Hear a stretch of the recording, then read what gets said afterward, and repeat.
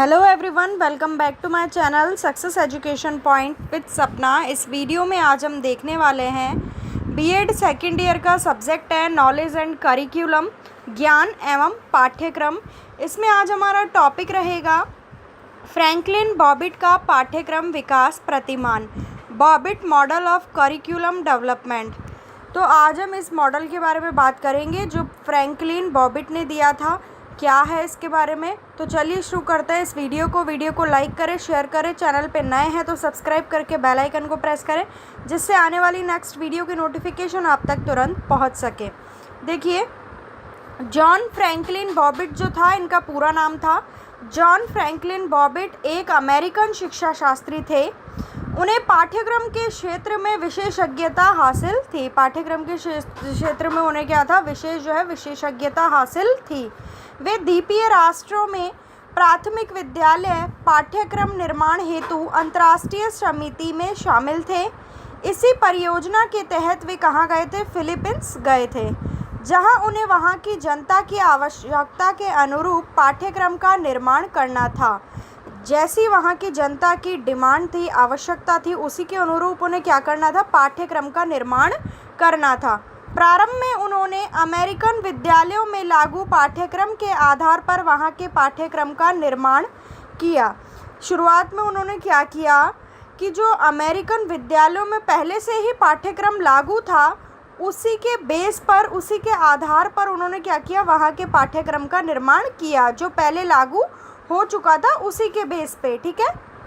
लेकिन वहाँ के शिक्षा डायरेक्टर ने उन्हें इससे कुछ अलग करने को कहा, सेम ना करके कुछ डिफरेंट करने को कहा। किसने, वहाँ के शिक्षा डायरेक्टर ने। जब बॉबिट ने पाया कि उनके पाठ्यक्रम संबंधित विचार वहाँ की सामाजिक वास्तविकताओं के अनुरूप नहीं थे, इस समय उन्होंने अपने विचारों में क्या किया, परिवर्तन किया, कुछ चेंजेस किए। क्योंकि उन्हें क्या लगा कि जो उनके पाठ्यक्रम से संबंधित जितने भी विचार हैं वो वहाँ की सामाजिक जो वास्तविकताएं हैं समाज की, उनके जो है अनुरूप नहीं है, मेल नहीं खा रहे। तो इस समय उन्होंने अपने विचारों में क्या करना शुरू किया, परिवर्तन करना शुरू किया। अब उन्होंने अपनी कार्य योजनाओं में, जो भी उनके कार्य करने की योजनाएं थी, वहाँ की सामाजिक वास्तविकता को महत्व देते हुए, वहाँ के समाज की वास्तविकता क्या है, रियलिटी क्या है, उसको जो है इम्पोर्टेंस देते हुए नए पाठ्यक्रम का निर्माण किया। वापस जो है दूसरा करिकुलम को तैयार किया। इस नए पाठ्यक्रम ने वहाँ के लोगों को स्वस्थ, जीने योग्य एवं आनंद पूर्वक जीवन हेतु प्रेरित किया। नए पाठ्यक्रम ने क्या किया, वहाँ के लोगों को एक तो स्वस्थ, हेल्दी, जीने योग्य और आनंद पूर्वक जो है जीवन जीने हेतु क्या किया, प्रेरित किया। ऐसा किसने पाठ्यक्रम बनाया था, फ्रैंकलिन बॉबिट ने।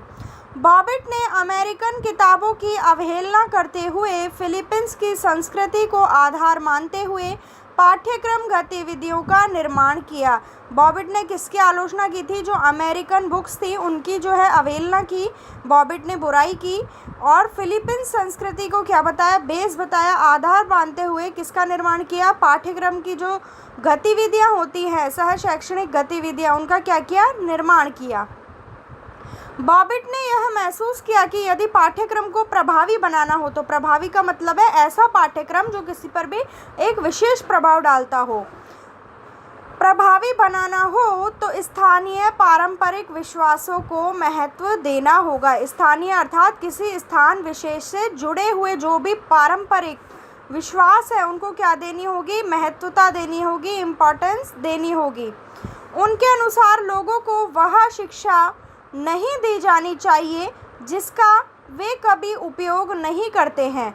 लोगों को केवल उन कौशलों की शिक्षा देनी चाहिए जो उनके भावी जीवन में उपयोग करने के योग्य हो। देखिए क्या मतलब है इसका, क्या कहा बॉबिट ने कि लोगों को वह शिक्षा मत दो तो जिसका वो कभी अपनी लाइफ में यूज़ ही ना करे। क्यों, जैसे एग्जाम्पल के द्वारा इसे समझिए, जैसे हमें भी कई बार ऐसी चीज़ें सिखा दी गई हैं जो चाहे स्कूल में ले लीजिए, चाहे कॉलेज में ले लीजिए, जो हमारे कभी काम ही नहीं है। या आप खुद ऐसे सोच के देखिए, आपको पता चल जाएगा ऐसी कौन सी चीज़ें आपने सीखी थी जो आपको लगा कि ये काम कहाँ आएंगी।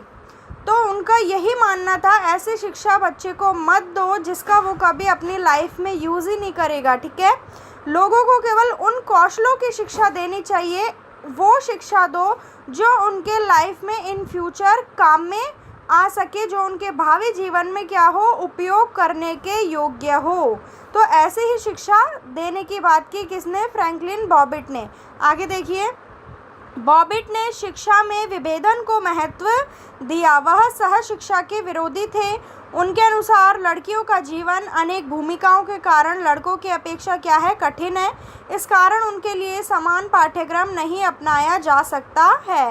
देखिए, बॉबिट किसके विरोधी थे, सह शिक्षा के। लड़के और लड़कियों की जो शिक्षा है वो सेम नहीं होनी चाहिए, ऐसा इनका मानना था, क्योंकि उनके अनुसार जो लड़कियों का जीवन है वो अनेक जिम्मेदारियों वाला होता है, तो जो कि लड़कों की अपेक्षा क्या है, टफ है, कठिन है। इस कारण उनके लिए समान पाठ्यक्रम जो है लड़के और लड़कियों के लिए सेम जो है करिकुलम नहीं अपनाया जा सकता। ऐसा किसका मानना था, बॉबिट का, ठीक है। उनके अनुसार क्षमताओं के अनुरूप जितनी भी जिसमें क्षमताएं हों, कैपेसिटी हो, उसके अनुरूप व्यक्तिक रूप से शिक्षित करना चाहिए। व्यक्ति किस हिसाब से सीख सकता है उस हिसाब से ही उसको क्या करना चाहिए, शिक्षित करना चाहिए। उसमें कितनी क्षमताएं हैं, कितना वो समझ सकता है, उसके अनुसार जो है उसे शिक्षित किया जाना चाहिए।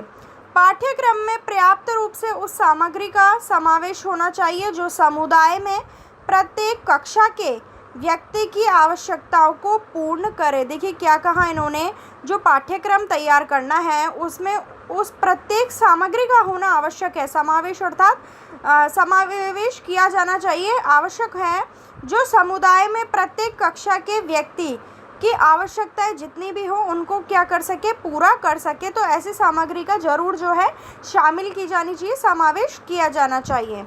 प्रशिक्षण की पाठ्य वस्तु एवं अध्ययन इतना लचीला होना चाहिए कि छात्र अपनी आवश्यकताओं के अनुरूप उसमें क्या कर सके, परिवर्तन कर सके। देखिए, जो भी प्रशिक्षण की पाठ्य वस्तु या फिर पाठ्य सामग्री है वो इतनी लचीली होनी चाहिए ताकि उसमें जो है परिवर्तन, चेंजेस किए जा सके। छात्रों की जो आवश्यकताएं हैं अपनी आवश्यकताओं के अनुसार वो खुद ही क्या कर सके, परिवर्तन कर सके। ये किसने कहा, फ्रैंकलिन बॉबिट ने कहा। इसलिए लचीलापन का होना आवश्यक है पाठ्य वस्तु के अंतर्गत। आगे देखिए, बॉबिट ने पाठ्यक्रम निर्माण के 5 पदों को विकसित किया है। ये 5 पद काफ़ी महत्वपूर्ण है, आपको ऐसे के ऐसे ही लिख के आने पड़ेंगे परीक्षा में। देखिए कौन कौन से 5 पद दिए। पहला दिया मानव अनुभवों का विश्लेषण। मानव के जो भी कार्यों से संबंधित अनुभव होते हैं, एक्सपीरियंस जो भी हैं, मानव कार्य कर कर के ही क्या सीखता है, कार्य सीख कर ही उसे क्या मिलता है, अनुभव मिलता है, एक्सपीरियंस मिलता है। तो उन सभी अनुभवों का क्या करना, विश्लेषण करना। सेकंड है कार्य विश्लेषण, क्या कार्य करना है इस चीज़ का विश्लेषण। तीसरा है व्युत्पत्ति उद्देश्य। चौथा है उद्देश्यों का चयन, जितने भी उद्देश्य हैं, जितनी भी जो सह शैक्षणिक गतिविधियां हैं उनके पीछे उद्देश्य क्या क्या होने चाहिए, उनका क्या होगा, चयन होगा। और पांचवा है योजना का विस्तृत रूप। जो भी पाठ्यक्रम तैयार करने से पहले संपूर्ण जो योजना बनाई जाती है उसका विस्तृत रूप बताया इन्होंने। पांचवा, पहला मानव अनुभवों का विश्लेषण, दूसरा है कार्यों का विश्लेषण, तीसरा है व्युत्पत्ति उद्देश्य, गतिविधियों से संबंधित जितने भी उद्देश्य हैं, फिर उद्देश्य का चयन होगा, और पांचवा है योजना का विस्तृत रूप तैयार किया जाएगा। तो ये 5 पद किन्होंने बताया, पाठ्यक्रम निर्माण के बॉबिट ने बताया, जो काफ़ी महत्वपूर्ण है। ये जरूर आप लिखिएगा, बाकी आप थोड़ा फेरबदल कर सकते हैं, लेकिन 5 पद आपको ऐसे के ऐसे ही लिखने होंगे परीक्षा में। आगे है बॉबिट के अनुसार विद्यालयों को समाज की आवश्यकताओं के अनुसार सेवा उपलब्ध करवानी चाहिए। इन आवश्यकताओं का निर्धारण वैज्ञानिक विश्लेषण के आधार पर किया जाना चाहिए। अपने शोधों के आधार पर उन्होंने यह महसूस किया कि किसी भी पाठ्यक्रम में अधिक से अधिक किसका समावेश किया जाना चाहिए, गतिविधियों का समावेश किया जाना चाहिए।